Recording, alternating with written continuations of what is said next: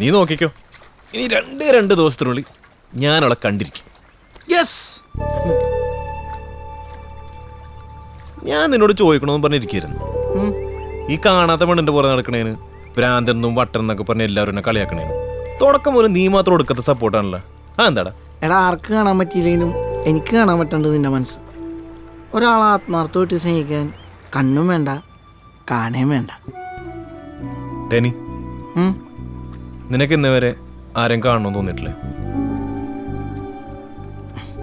നിനക്കൊരു കാര്യം അറിയില്ലല്ലോ, എന്നെപ്പോലെ പാടില്ലാത്ത പിള്ളേരില്ലേ, ഞങ്ങളെക്കാലൊക്കെ കൂടുതൽ വേദനിക്കണത് ഞങ്ങളുടെ അപ്പനമാരൊക്കെയാണ്. അതുകൊണ്ട് അപ്പൻ്റെ അമ്മയുടെ മുഖം ഒന്ന് കാണണമെന്ന് തോന്നും. പിന്നെ നിങ്ങളെയൊക്കെ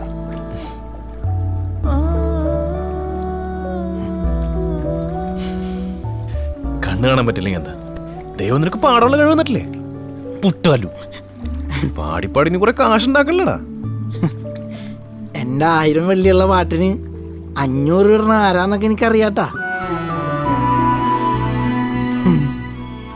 നീ പൈസ ഇടണൊക്കെ എനിക്ക് മനസ്സിലാവണ്ടാ.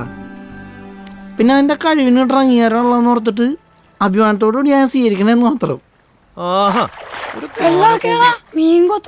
ഓ അല്ലെങ്കിൽ കുറെ കൊത്തി. നീ പോടാ ഉണക്കസ്രാവേ. വാടാ പിടിക്ക്. എൻ്റെ ഷൂ ഇവിടെ ഇല്ലേ? കിട്ടിയ ഷൂ? ആ കിട്ടി. കർത്താവ് ജസ്റ്റാണല്ലോ. ആ, അപ്പം നിങ്ങൾ സംസാരിക്ക്, ഞാനിവിടെ എവിടെ നടന്ന് തട്ടി വീണോളാം. നീ ഇവിടെ ഇരുന്ന് ഷൂ ഒക്കെ ഇട്, ഞാൻ പോരാ. എവിടെ? ഇരിക്കും, അവിടെ ഇരിക്കും. തന്റെ തീരുമാനത്തിൽ പ്രത്യേകിച്ച് മാറ്റമൊന്നുമില്ലല്ലോ. ഈ സ്പാർക്ക്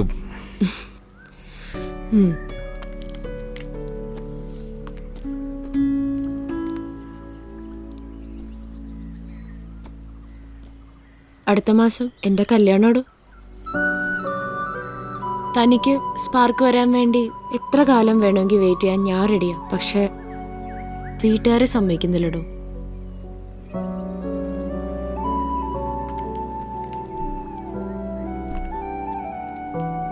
പക്ഷെ ഒരു കാര്യമുണ്ട്, മിന്നി കെട്ടുന്നതിന് ഒരു സെക്കൻഡ് മുമ്പ് എന്നെ വിളിച്ച ഞാൻ ഇറങ്ങി വരാട്ടോ.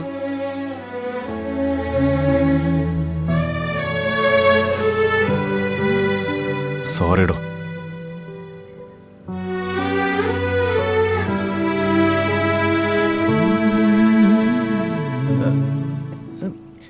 ഇതൊക്കെ എന്ത് പറ്റാണ്?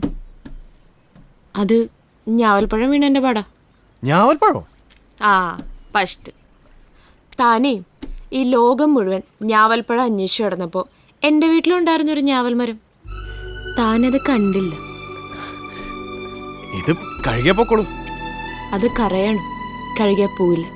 ഓ എന്നാ പോട്ടെ സഹോദര.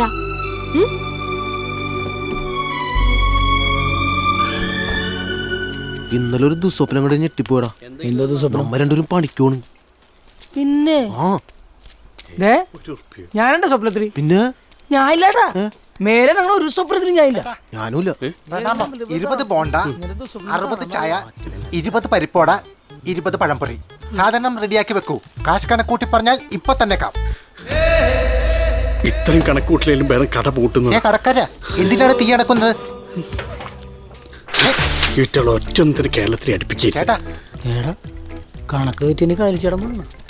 ചേട്ടാ ചേട്ടാ, ഇയാളൊരു നിർഗുണ പരബ്രഹ്മൻ തന്നെ.